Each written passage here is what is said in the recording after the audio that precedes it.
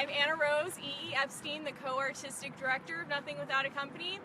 We are about to have our panel discussion on dramaturgy for the actor at the amazing Berger Park. We're right on the lake right here at Sheridan and Granville.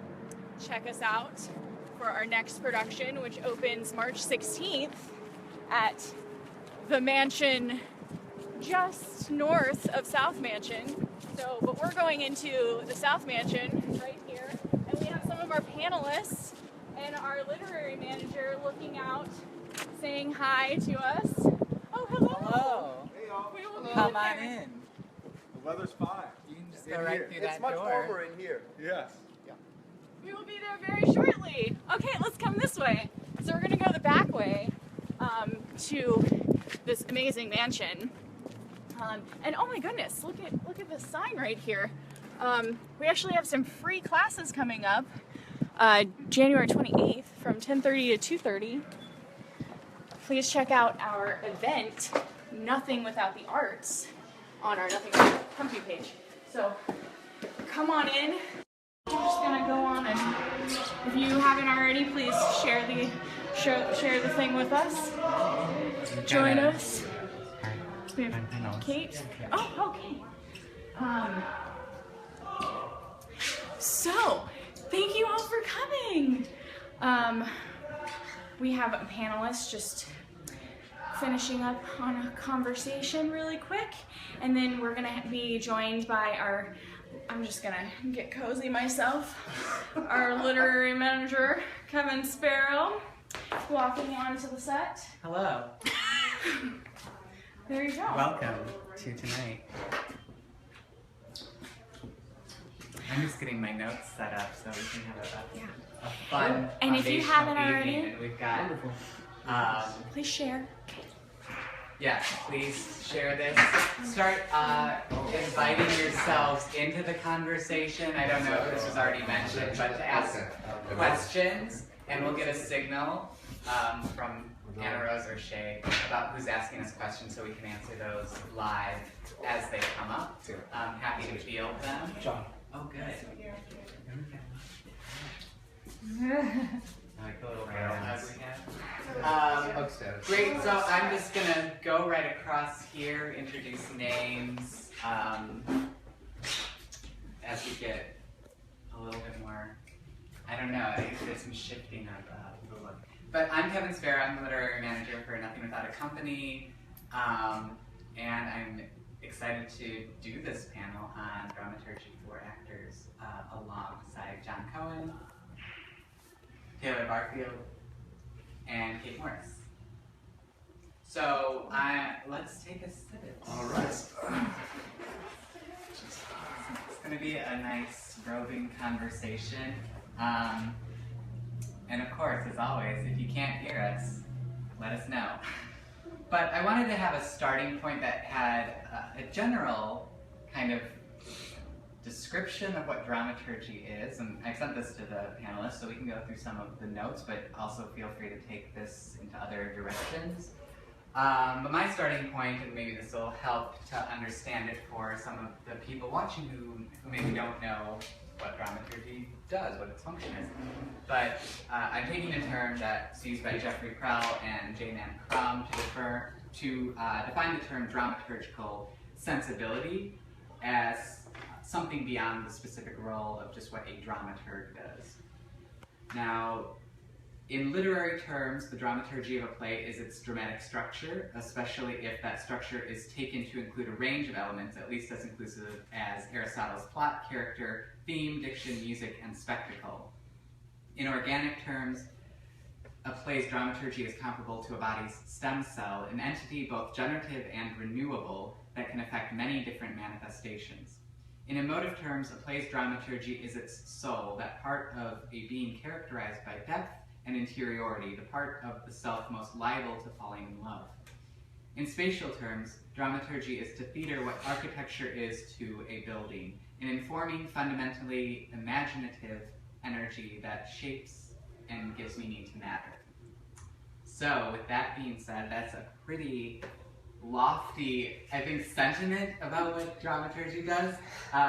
So to kind of bring it back into the real world, I wanted to talk to each of you, and maybe we'll start this way, starting from Jon and work our way down, just about the ways that you've worked with dramaturgy currently and in the past, and what you do in the theater world now. So it's a little bit of an introduction and a note of your own definition of the term.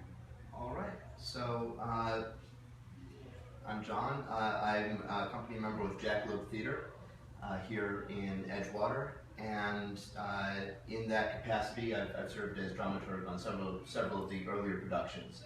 As my professional life has taken up more and more of my time, I also teach high school drama.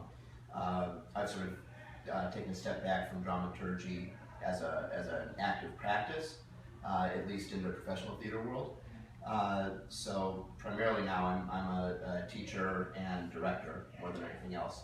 My primary background is in acting, and so I guess for me, I always viewed dramaturgy as a tool first and foremost to help make meaning with the text, primarily for actors, but also for a director, to sort of tease out any sort of hidden meanings that might be in the text, based on knowledge of the time period or the context in which the play was written, specific cultural references, anything like that that wouldn't be readily known just by a first reading of the text as text.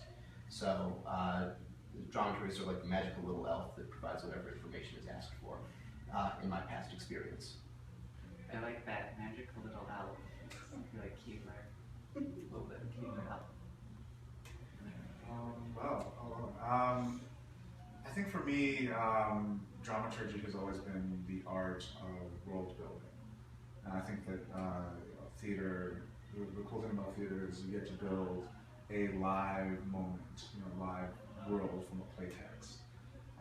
So dramaturgs are the little elves who know how who know how theater is built, how different plays are built, and that's why I find myself gravitating toward new plays a lot in my freelance work, because there's no fresher place to build a world, to build a play, than working with a playwright and a director in finding what the heck this thing is, how this world functions.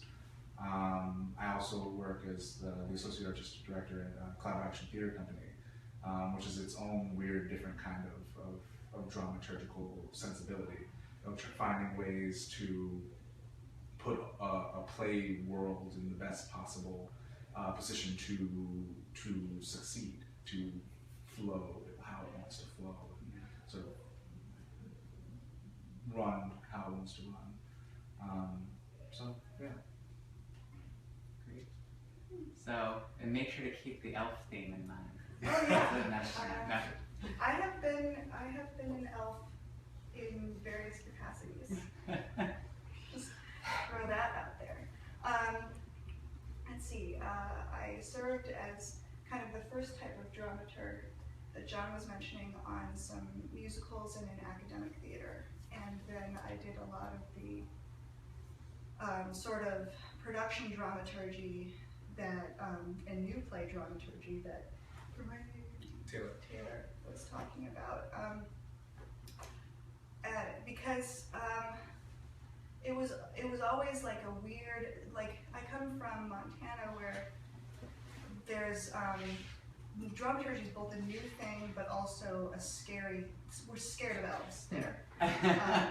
There's a very strange sort of wariness about the function of the dramaturg as it departs from a director, and so I've actually built my role as a dramaturg in how to navigate both the role of the director or the role of the writer, in filling in and bringing together and negotiating those two roles as they occur within the building of a play, whether it's from a research sort of entrance point, or if it's I guess you have to choreograph all of these things around gambling moves. Well, let me go ahead and break down how a game of craps is played, and you can build a dance out of it for guys and dolls.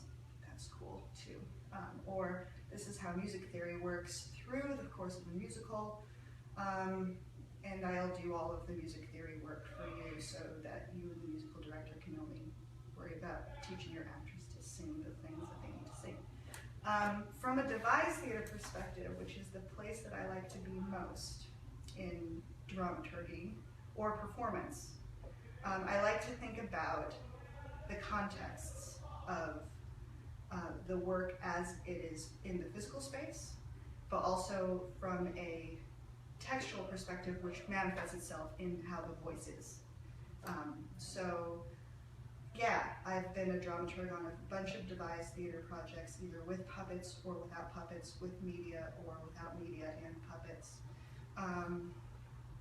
And it's a new thing every time. Also figuring out how actor-motivated collaborative performances are created without a text at first at all, and what the dramaturgy is of something that is created purely physically. So yeah, there's, it's like my favorite thing to do is be an elf. Awesome. And I think going to that point, my first question is going to kind of start off from that role, because that's kind of the theme that we're working with, dramaturgy for actors.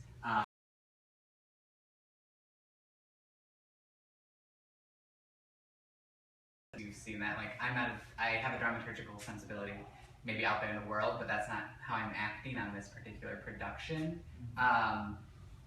So even if you're thinking of experiences that you've had not working as a dramaturg, but having that kind of perspective, what do you think is the most direct help that a dramaturg or someone with dramaturgical sensibility can offer to an actor or a group of actors? And I'm happy to interweave. I don't need to. I'll let you all speak up, but maybe we'll start with Taylor and then weave around. I don't know, I just saw your face, you were thinking. We both looked at you and now you're it. I was like, oh, That's how it works. All the attention went to you. Oh, okay. I'm not off. I was struck by the middle quote by someone I do not know that stated that dramaturg can be considered a considerer. And I think that relates to sort of a dramaturg's and actor relationship, in that we're the audience. We can be an audience before the audience. I had a professor once describe an interaction that she had with an actor, where the actor got a little miffed at her and said, "You don't know what it's like to be out here." And she, as quick-witted as she is, said, "Well, you don't know what it's like to be out here watching you." It's that, theater is about performance and observing that performance, and we can sit in that role before anyone else does, which can be very helpful. And in a way, that just reminds me of, and in a way that's not also making that world as much as the director does. Mm-hmm. Like, that's the lovely freedom of a dramaturg in that position, because it's about a give and take without there needing to make or form or mold. Mm-hmm. It's a molding through maybe even empathetic consideration. Right, yeah. Because you can gauge how something lands on you as a spectator, and then try to not necessarily craft it like a director does, but then sort of lend your voice to help shaping the thing. Say how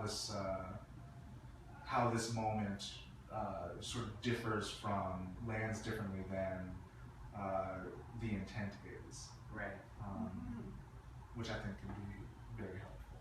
Because your role isn't to shape the individual moments or to help that actor shape that. It's to find whatever that intention is, I guess.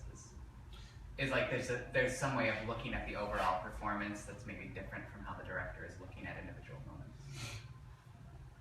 I think it has to be. Yeah. Otherwise, your director is going to hate you, which has happened to me before. So, they don't like us. They can hide easily. Because, sorry, I need to like take a few minutes to get the right words out. Because it's less about a vision, which is what a director often has in their back pocket at all times. And more about, oh, it's like your best friend when you're moving into your house. It's not your partner that you're moving into your house with. They have a thing about how they want everything to go. Right. But if you're an actor and you're trying to put your stuff everywhere, but your partner is like, no, I want that to go here and here and here, and you're just like, but this bookshelf looks so good in this corner. Your best friend is there moving with you, and they're saying, actually, from what I know of feng shui, and both of you and your sensibilities, maybe the bookshelf does look good in this corner, and it's something that can be moved for that, because the dramaturgist has as much of a knowledge about what the play could be and should be in its full potential as both of those components. Yeah, it's just a nice, like, greasy layer. Sorry, so many metaphors. I'm drunk. It's so good. No, I mean, we started with a whole bunch of metaphors. Right. I'm going to turn, was there Totally a my question? fault. My fault. We actually had a few comments, questions Oh my from Pamela Villars, Let's hear it. and who said, I am not a theater geek, and I still don't understand what a dramaturge does. Is it similar to a researcher or a consultant? Yes. If a consultant, what are you consulting on? A mediator? And then, but I think that what y'all were just talking about helps kind of explain that. And then Penelope Z. Strauss commented, That could be. or is it a molding through giving the actor the proper context? Oh. Yes to all. Yes, Yeah, yes all of to the above. all of it. Yes. And a few more things. Things. Yeah, a few more things. I think more of the conversation will delve into that, so I don't want to have like too definitive of an answer, but Great. maybe I can turn it to John to like think back on Yeah. the question of the. Okay, so I mean, yes to everything. No, that's in my experience. The dramaturgy is whatever is asked of you to do, you do, and anything else you ask before you do it. When I was more actively involved in this aspect of the work, I always tried to make it a point to define what exactly my role was and what the director was looking for, what the actors were looking for, to set up boundaries and then to respect those, partly because I've got this, polyglot interest. I come from the acting world and also with the totally directing world. So if I'm in either of those roles, generally speaking, I don't want someone coming in and telling me what to do, unless it's my director, and that relationship has to be held sacred. But at the same time, I do have a perspective, and it's a perspective that is valid, but it also may not be welcome. So you have to understand that your job, or at least it was my understanding that it was my job to shape only what I was asked to shape, and to offer commentary on the work of others only when asked. If there was something that was incredibly urgent, an email or something, but it wouldn't be something in the moment. I guess I used to think of dramaturgy as a design job, actually, more than anything else. And what you're designing is the context. That's just so there's the set, there's the lights, and then there's the context of the show. So whatever that does for you, right? But essentially, as a term, it's so amorphous because the duties change from show to show and from production to production, and from rehearsal to rehearsal, really, within a production. You just have to be ready to do whatever is asked of you. Yeah, and I think it is amorphous. I mean, as theater is, right? Because each production is different. Each group of collaborators is different, and I think the role that I've sort of like dug into each production is different depending on the collaborators, how the director wants to work with somebody sitting next to them, whether they want to have somebody in there saying, I don't think this moment is right, and what do you think, what do you think about this moment, or whether they want somebody who wants to be sitting back and taking notes and hitting them up after rehearsal, or at a beer, before rehearsal or after rehearsal. It depends on the time of day. But I find that I think you're right. I have a very similar experience. That it's totally dependent on the collaborators, and it can be anything from being a research hustler, just hustling up research, to being a real key collaborator in the shaping of a work. Yeah, I definitely think of that that role of dramaturg as being someone who is a specialist in context creation. So someone who can consider whatever context of this type of play is inviting in, and then being able to do whatever needs to be done, whether that's a research role, whether that's offering different types of, workshopping or ways of working with the play, or working with movement, working with these things to do that. So in a sense, there is a specialist component that I wanted to kind of pin down in this way, which was just to say that I guess to kind of work outside of the amorphous blob of what dramaturgy can be, and to think more about, do you think it's all right for a dramaturg to go in and say, these are the things that I want to bring to this production? Because I think there's in some ways the listening to a director and taking what their needs are is important, but I think it's also important, like you would for any other kind of work in a theater or in a collaborative setting, to say, well, these are the things that I know that I can do well, and this is how I'm going to achieve those. So these are the things that I want to do, that I think is important for your production to have dramaturgy on. Do you think there's a space for that, or is it too sensitive of a title? When me and some of my collaborators decided to move away from hierarchical theater and do a purely collaborative project, we had a musician, we had someone who did media, and we had a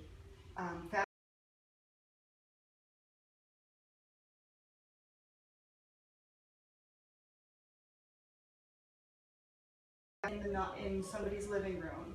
My dramaturg was to figure out what the methodologies of collaborative theater were that were functioning and had functioned in history, and help us talk through many preliminary project would be. And in that sense, we were not, it was so early in the process that the director of the actual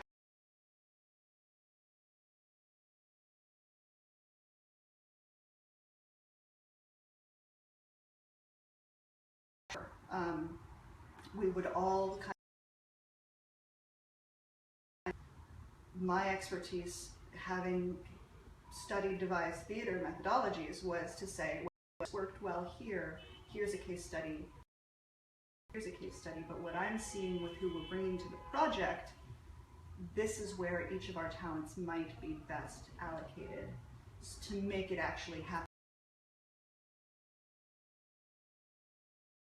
We would revisit it. We would revisit it constantly. Real production dramaturgy comes in handy.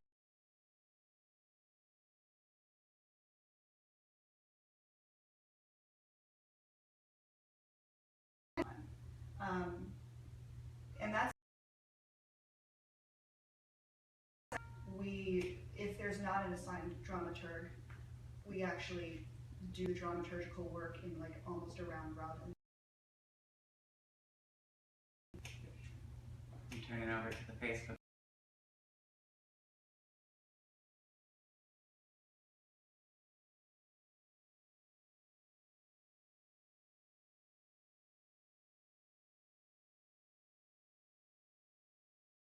There was Taft's drama representing Folkman. Yes. Um, context. I think that's Okay. Taft Drama Club. She's currently, I believe, one of the leads in our musical, which is In the Heights.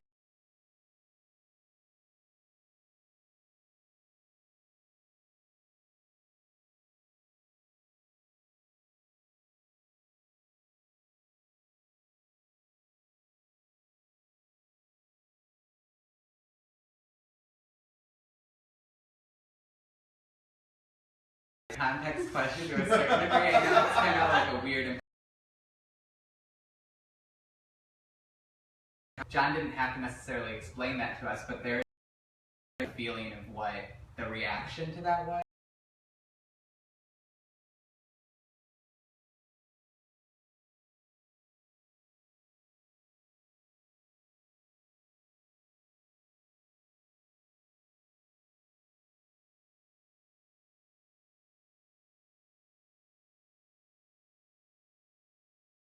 I'm meaning.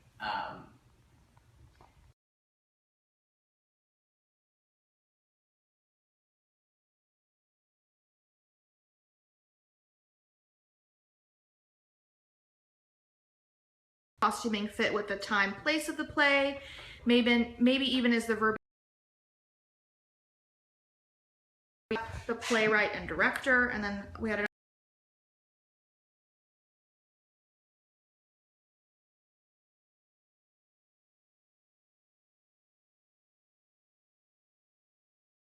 I think the first thing, and then we'll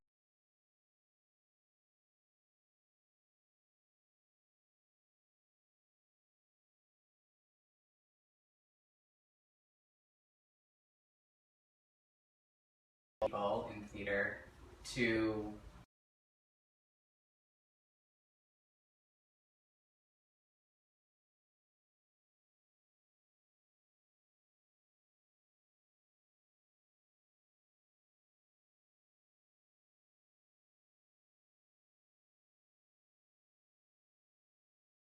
it is, like that should be available to them and their knowledge and skill set. Certainly help with those things if it's something that you feel necessary is to have extra. But why might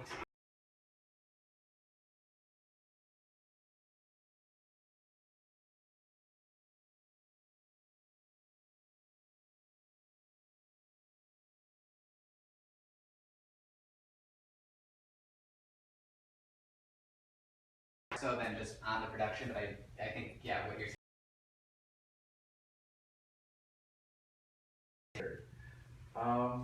Do you want or you...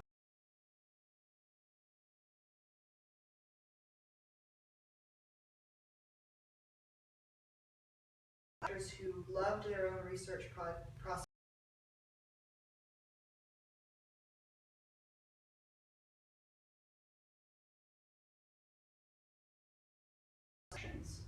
and I was a grad student dramaturg. Came up with a rule for like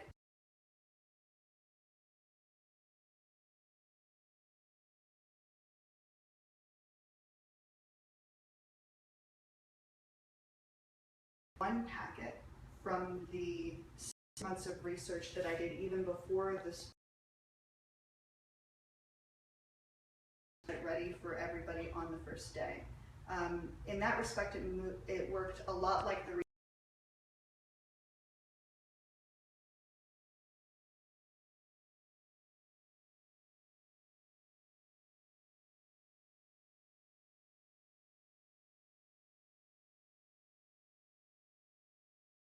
So to be in the room, to make the decision, a full-fledged part of the creation process, I think it always has to start with beer. Like before you go into rehearsals with the director. As directors who have worked with dramaturgs or dramaturgs who have worked with directors, before you get your actors, beer. Right? Or wine? Or coffee or tea or whatever, yeah. Yeah. Whatever, just liquid. Liquid, beverage. Type of shareable liquid.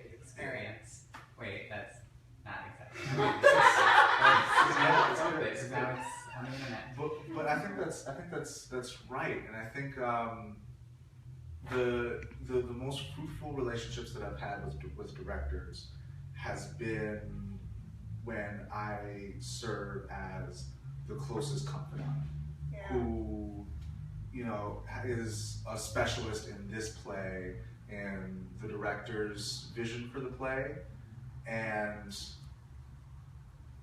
am not, you know, I'm the best friend that will not take any shit, you know, like when, I don't know, you have such lovely metaphors, but I'm so crude. I'm so crude in my metaphors, but you know when your best friend gets a little drunk and thinks they're the best dancer in the world. I'm that person, just so you know. But they're really not. The best friend is the person who says, you weren't out there like, you know, fiction. You weren't great, you know.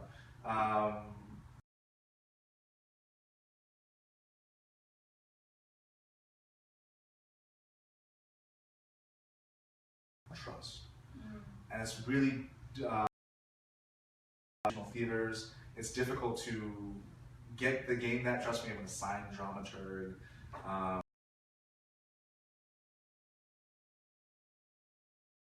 So you have to build that trust very quickly, and you're right. A lot of that process begins over beer, over wine, over coffee, tea, maybe a pizza.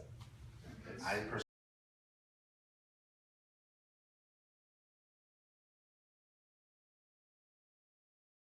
Not necessarily about the context of getting a play done that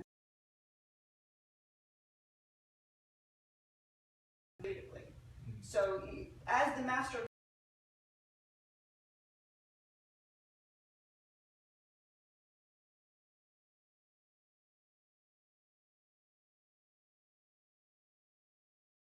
No, I was just going to try to piggyback off of what was being said, tying it back to the. So yeah, when you're a dramaturg and you're working with a director, ideally that you already know and have rapport with, so that those opening.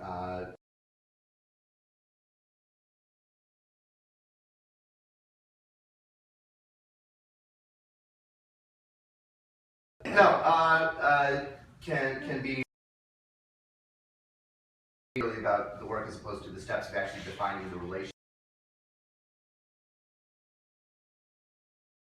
you have been thrown together. Then you need to establish that channel of communication immediately, because you need to build trust where either the director trusts you.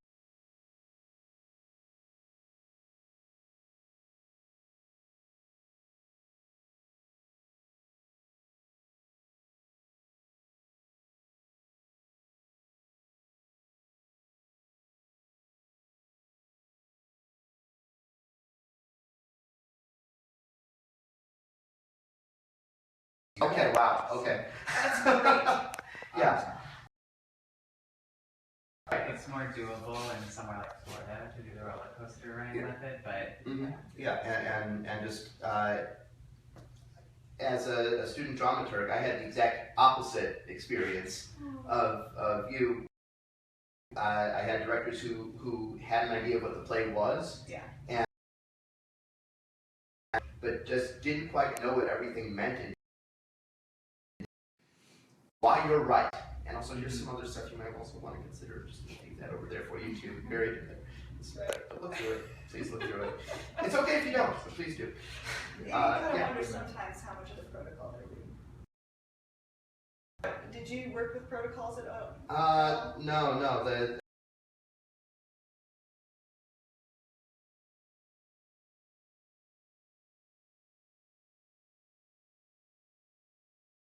And for me, dramaturgy was, wait, I love research, I hate writing papers, this is the research, yes, give me this, right? So I'd go in and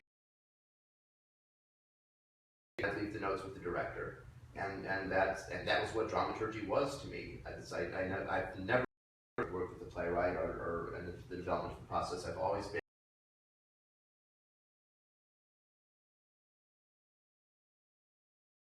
where I'm trusted enough to be in the rehearsal room and asked to give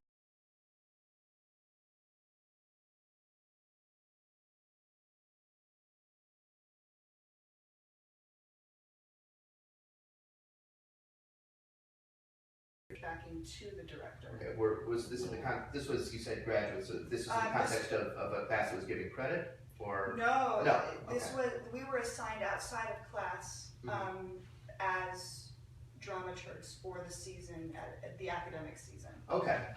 And this was at the University of Montana. One of their areas was how to teach dramaturgy without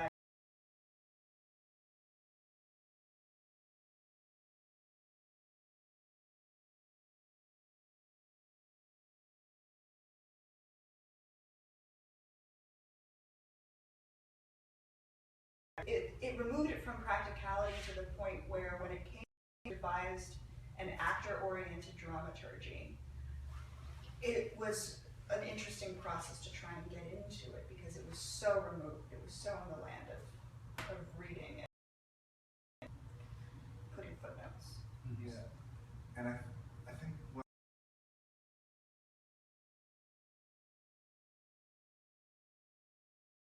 to do dramaturgy, you know,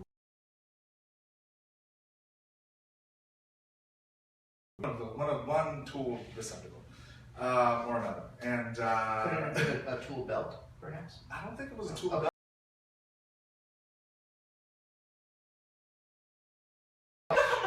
Yeah.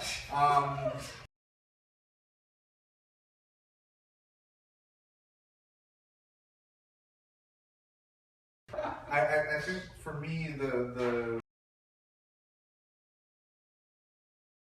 in my own practice was finding ways to take all of those like research skills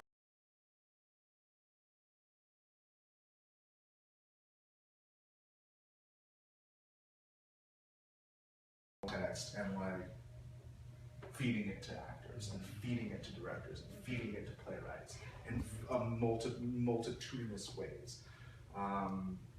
Whether that's a beer, that's a tool, right? That to gain trust, or mozzarella sticks. When you're discussing a play, go get some mozzarella sticks, regroup, and then come on back in. I don't know, the golden shears of mercy. Sometimes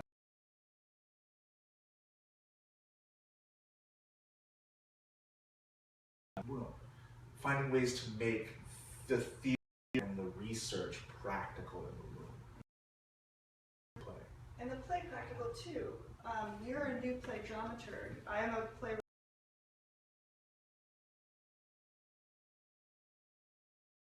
Is how a play takes place. Because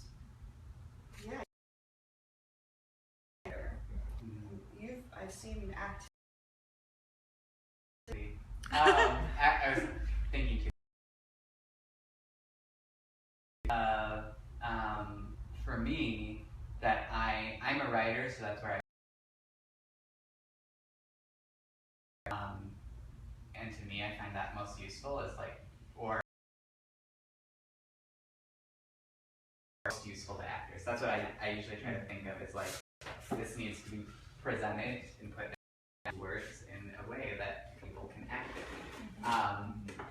So usually I find for myself that's the best way that I can do that, and that's why I work with literary management, and that's where my dramaturgical sensibility fits in, because I do really love research and finding other contexts for these things, because I think when I'm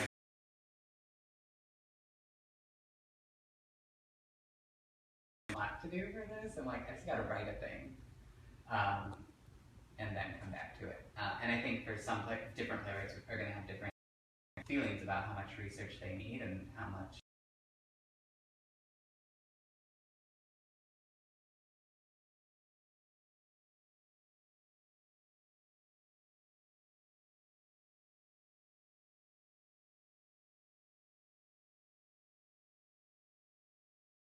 I was thinking was if there's any other questions I wanted to bring over and not ignore y'all. No, did she say beer? It has to start with beer. yeah. We're just having some technical difficulties with some weak connection, which is resulting in audio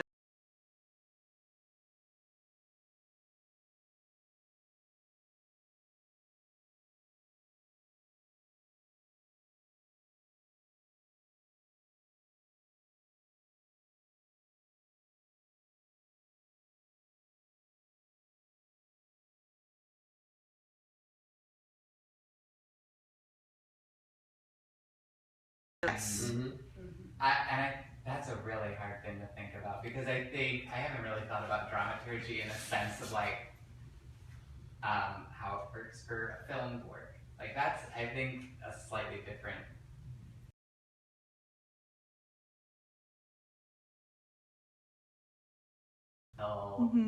issues, something that requires a certain type of knowledge base. But I think it's also, maybe on the flip side of that is, how do you make that accessible? Like, what would be more meaningful to your audience?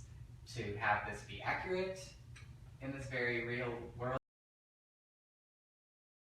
that they can grasp immediately. Your other creators. In terms of being a dramaturg working with actors, right? A lot of times you will tell a story that does not take place in real time, and so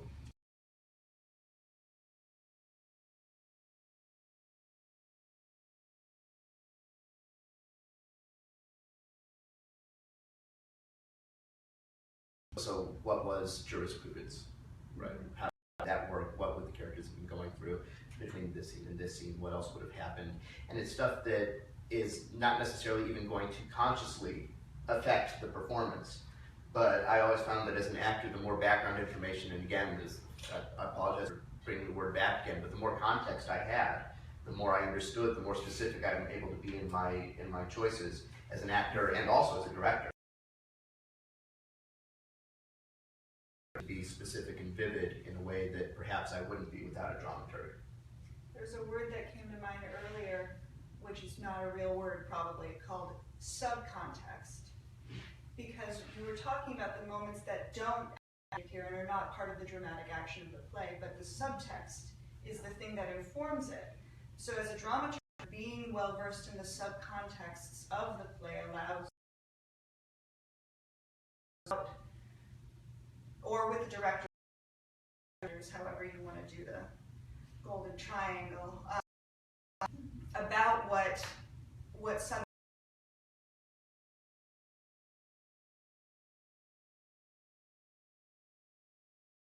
or not.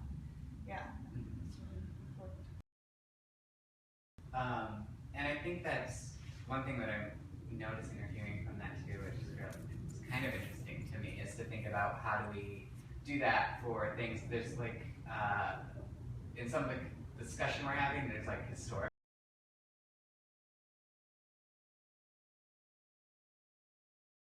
Very true. It's the most concrete, it's the easiest to Yeah. respond to. So. But I think it's also interesting that to think about making work now that's set in the present day and maybe something over and causes some problems in terms of representation is not thinking about what that context is particularly now. Like, so what does it mean to live as an might that be meaningful to the story that you're telling?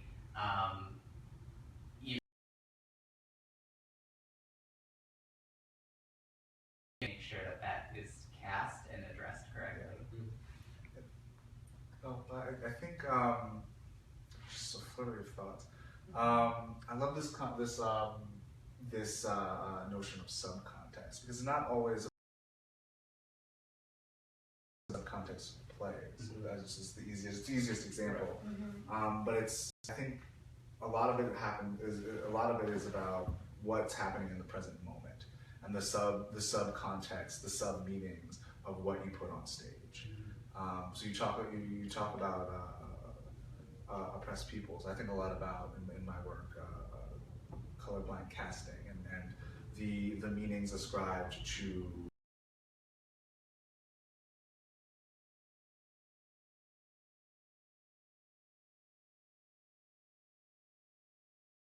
let's broach that conversation.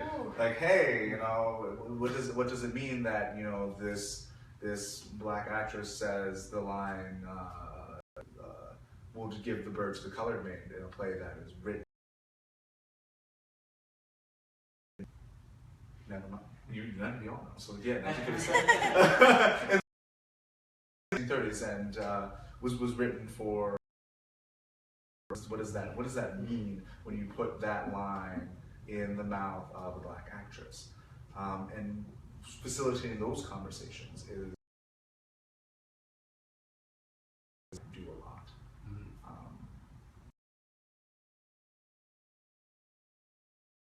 Yeah. I was thinking about something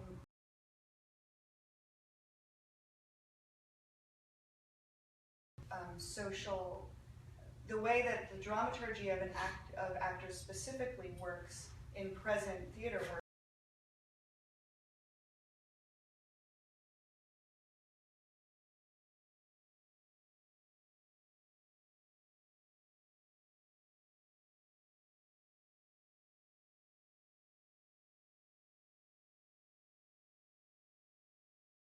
Of dramaturgical thinking. Utopian performatives. And it's a dramaturgical consideration of that's really squarely be represented or represent each other, and what sort of agreements, physical vocabularies, or choose for your production to best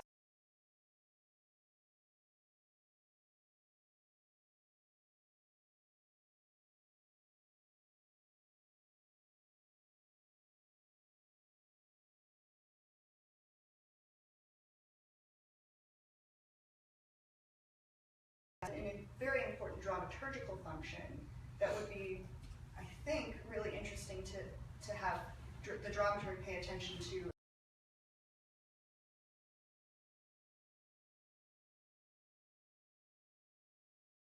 Much of our work as dramaturgs is text-based into performance.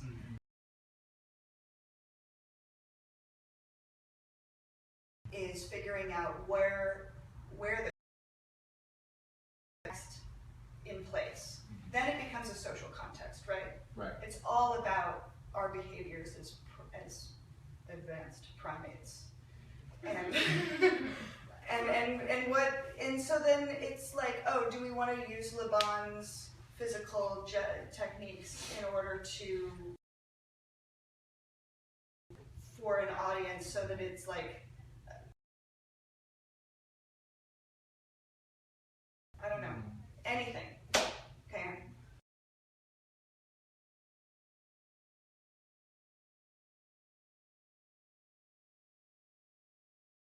Oh, are you doing effort actions? Yes, we are. I'm really surprised to find out that dabbing is actually Le Bon.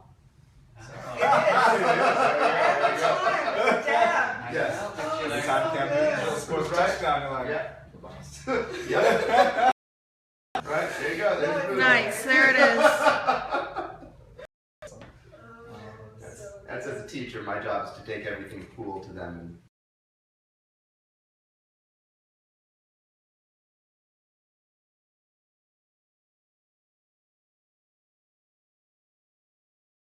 To their lives. And now this has devolved into a nerd. yes, right. I wanted to come back around to this question. Dramaturgs together. What was going to happen? Yeah. Right. One thing I wanted to come back around to, and this is one of the quotations that I talked about. This is from Patricia Rodley, and was in her work. The process of interactive discovery with the play, I explore offers alternative tools. And this is coming out of this idea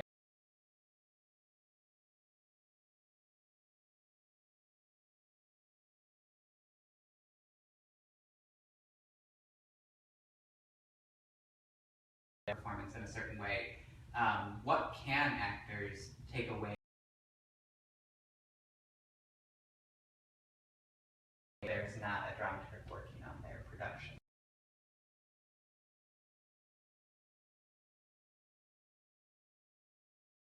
But more to just, without necessarily having to do deep digging background work on what dramaturgy is, how can they take some of those techniques or pull from their tool belts in like a really refined way? I'm just gonna say, my first thing that comes to mind very briefly is paying attention to their craft and the making. Each role that they undertake the role and craft their performance. Dramaturgy is most apparent to an audience is always through the body and voice of the actor. They're the interface. And so even without a dramaturg in the room at all ever throughout the whole process, even if the actor does not know what a dramaturg actually does, every day is the most basic form of dramaturgy. Physical actions, understanding how they get into a text.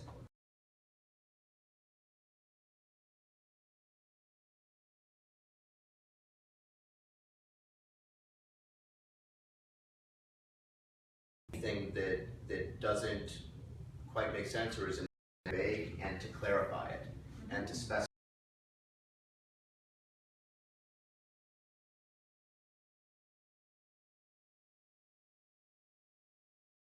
Saying every single word, every single line deserves to be dug, okay, deserves to be excavated.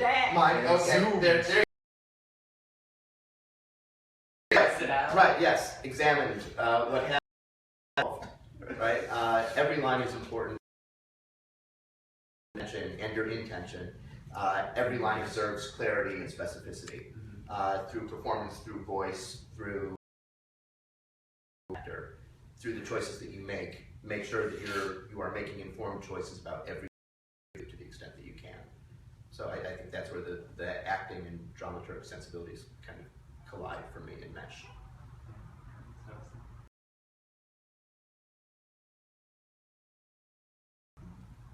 Journey to a Small Planet, as my subconscious.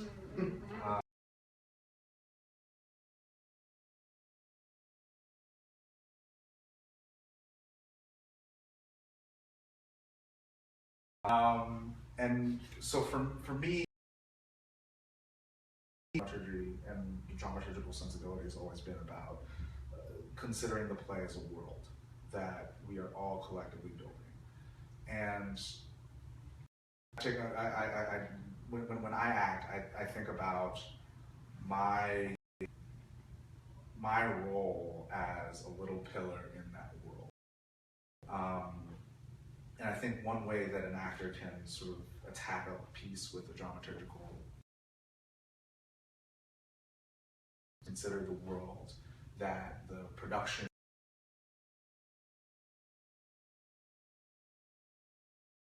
as much as it you so desire, as much as you can, as much as you roll, as much as it rolls with you, words. Like, for example, it was the thing that always pops into my head is, differently in the humidity of New Orleans than you do in the. How does that inform your character choices? And beer. And beer. And one thing that I guess a useful one. There was this one thing that I came across reading, which was like about the objective eye. I asked a question about objectivity, but that might not be important, but it might come up. So I'm just gonna put objectivity on the shelf there. This thing that I wanted to think about time is that we've talked a lot about collaboration being within this team. The dramaturgy of the spectator, which was something that I've been reading by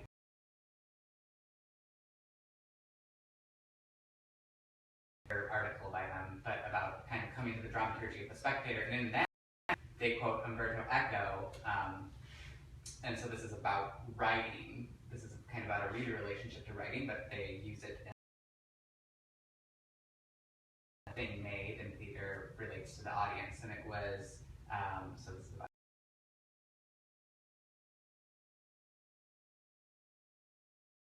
postulates its own receiver is an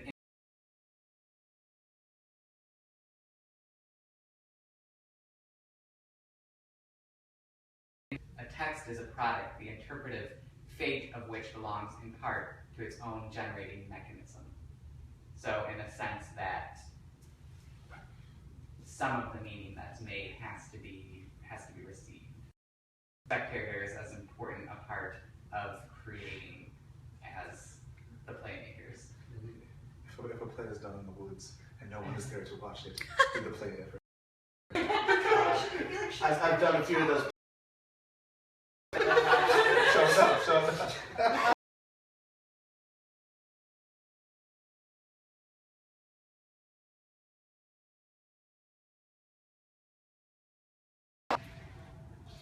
So in a sense of, let's find a question here.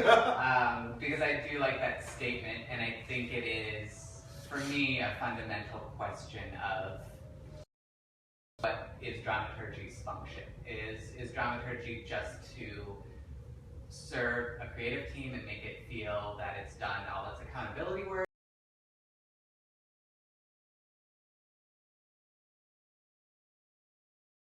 In that case, the dramaturg is, in many ways, the only phenomenological monitor that the play has.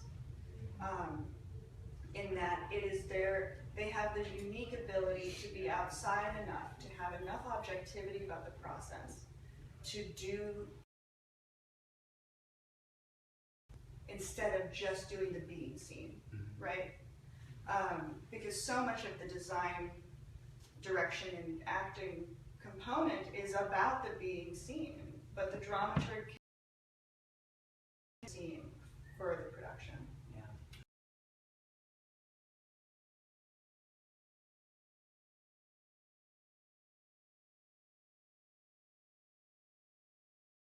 Terrible sentence, I apologize.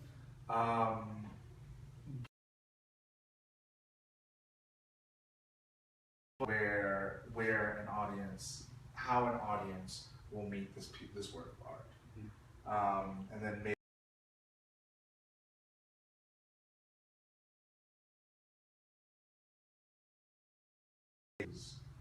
is beautiful. I mean, that's what we do. You know, we work hard hours to bring something full, whether that's aesthetic,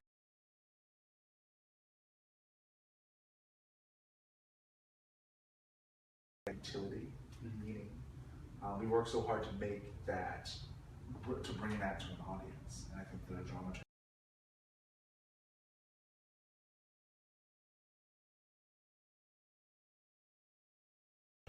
These two will meet, these two entities will meet.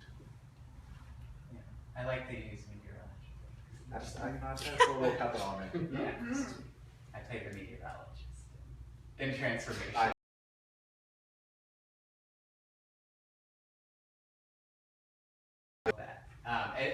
And specifically, I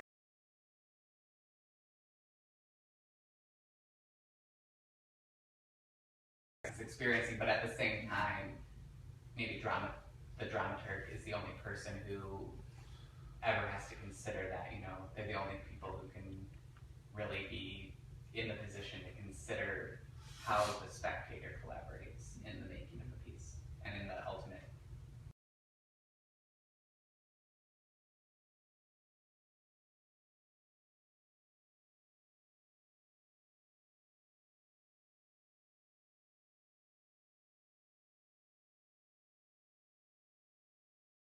Dramaturg is the person who can come into the room and call bullshit.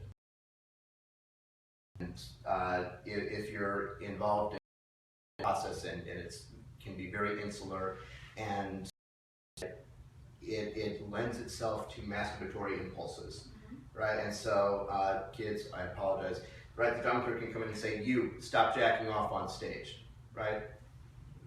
Yeah. Given that, Yeah. So much performance lends Yeah, itself to absolutely. that. And you're only doing the seeing of yourself when you're performing. Some of it's good. It's not Yeah. good at all. Oh, no, It's great. no, It's yeah, intentional. yes, right, Always right, yes, yes, right. Right, but masturbation ultimately does not lead to the creation of any.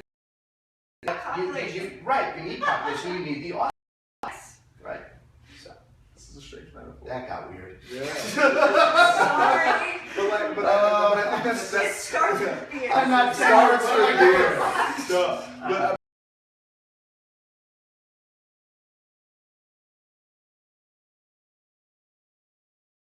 no, this is not what this is. Mhm. So there's a lot of masturbation going on. Let's see if we can steer.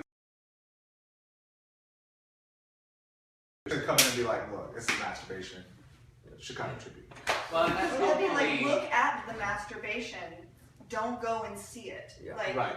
if right. they're so far out and Yeah. they love it, they need to. Empathy comes Mhm. with what you say. You know, I fucking love my collaborators to death. So much so that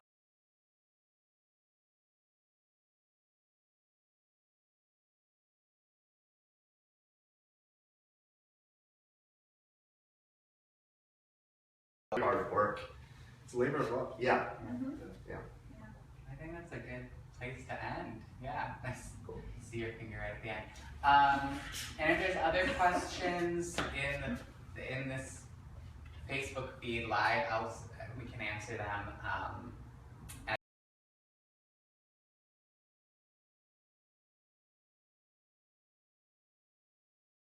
Again, to Kate Morris, Taylor Barfield, and